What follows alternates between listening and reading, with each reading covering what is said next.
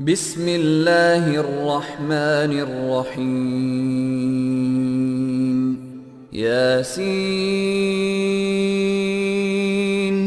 والقرآن الحكيم إنك لمن المرسلين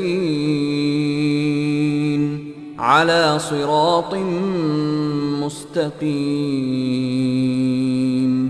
تنزيل العزيز الرحيم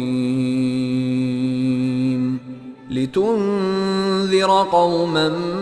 ما أنذر آباؤهم